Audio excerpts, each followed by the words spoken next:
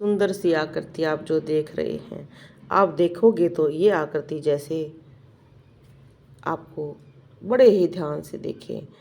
जो गरुड़ के भाई हैं, गरुड़ के भाई हैं जिनको कई जगह पर जटायु कहा जाता है। कहते हैं गरुड़ जी और उनके भाई अरुण, ये दोनों ही प्रजापति कश्यप के पुत्र हैं और इनकी पत्नी का नाम विनीता है। गरुड़ और अरुण ये दोनों ने ही भगवान विष्णु के रूपों की पूजा शुरू की थी। अरुण सूर्य के रथ के सारथी हुए और गरुड़ जी स्वयं विष्णु भगवान के सारथी हुए। जब हम आप राम दरबार की, सूर्य देव की या कोई भी विष्णु भगवान की पूजा करता है उनके पे गरुड़ जी की आकृति बन जाती है।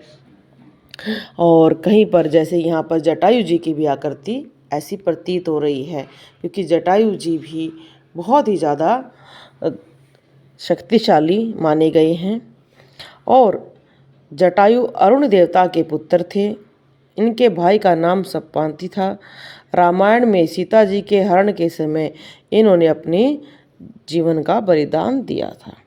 कहा जाता है कि जब अरुण देवता जो इनके पिता थे और जब ये भगवान की आराधना में लीन रहते थे, तब इनको ये वरदान मिला था कि स्वयं विष्णु भगवान और माता लक्ष्मी आएंगी और आपको उनकी सेवा करने का मौका मिलेगा। और ये मौका जब इनको मिला रावण द्वारा सीता का हरण कर लेने पर, जब जटायु ने रावण से विभीषण युद्ध किया और जटायु ने सूर्यमंडल को स्पर्श करने के लिए जय श्री राम, जय श्री राम, बहुत ही इनकी आभा, अद्भुत आभा देख रहे हैं।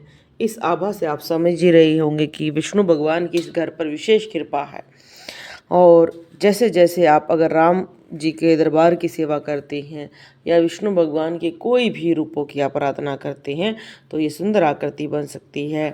कहा जाता है कि ये बहुत शक्तिशाली थे और इन्होंने स्वयं भगवान से वरदान प्राप्त किया था कि वो उनकी सेवा करेंगे। जैसे गरुड़ जी सेवा करते हैं और ऐसे ही अरुण के पुत्र जटायु ने भी सेवा का मौका ढूंढा। और रामायण काल में इनके बारे में वर्णन है कि इन्होंने कैसे सीता के लिए अपने जान न्यौछावर कर दी थी और रावण से इन्होंने युद्ध किया था।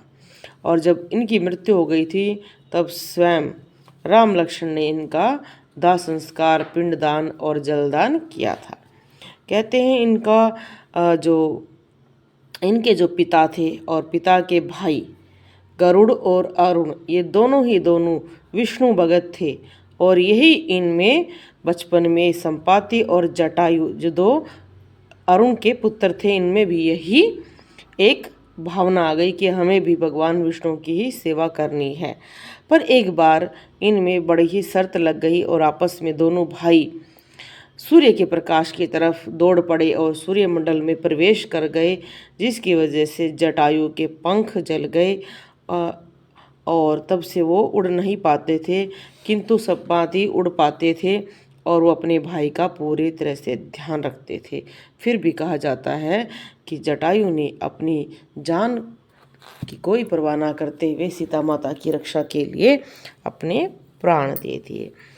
हमारे कई वेदों में वर्णन किया गया है कि हर देवताओं का पुत्र जो भी हुए हैं, ऋषियों के पुत्र हुए हैं, उन्होंने भगवान विष्णु की या शिव की आराधना की है और ये वरदान प्राप्त करने की कोशिश की है कि कभी भी वो जन्म लेंगे, किसी भी रूप में जन्म लेंगे, तो वो उन्हें सेवा का मौका दें और वह भी स्वयं उस जीवन में उनकी सेवा करने के लिए तत्पर रहते हैं। इस चीज़ों का वर्णन रामायण और महाभारत में भी आता है कि कैसे रामायण के समय देवताओं के पुत्र उत्पन्न हुए, महाभारत में हुए। अब ये सुंदर आकृति आप देखें, 3 पिंडियों का स्वरूप दिखाई दे रहा है। आप जानते हैं वैष्णो का जो रूप है माता का, वहाँ पर 3 पिंडी हैं, क्योंकि कहा जाता है कि घर में तीनों देवियों का वास रहता है, तभी वो घर पूर्ण रूप से माना जाता है। माता सरस्वती के बिना आपका ज्ञान अधूरा है। माता लक्ष्मी के बिना आपके घर का जो सुख शांति है वो अधूरी है, और माता दुर्गा के बिना घर में शक्ति विहीन रहने से मनुष्य जल्दी ही पतन को प्राप्त हो जाता है। तो ऐसे तीनों देवियों की सेवा से आपका जीवन सफल होता है। जब भी ऐसी आकृतियाँ बनती हैं, ये आपको प्रेरणा देती हैं कि आप किसी भी देवता की आराधना करते हो तो वो देवता स्वयं माँ से प्रार्थना करके आपके घर की दरिद्रता को दूर करने के लिए माता लक्ष्मी को ले आते हैं। आपके घर के ज्ञान को बढ़ाने के लिए माता सरस्वती के सामने प्रार्थना करते हैं। माता दुर्गा के सामने आपकी घर की रक्षा के लिए उनका आगमन कराते हैं। अब ये सुंदर आकृति देखें। इस आकृति में आप स्पष्ट रूप से ये दर्शन कर सकते हैं। जो भी व्हाट्सएप पर हमें वीडियो भेजता है, हम उन वीडियो को बनाकर चैनल पर डालते हैं। अगर आपको लगता है कि आपकी वीडियो चैनल पर नहीं डलनी चाहिए तो आप वीडियो ना भेजें।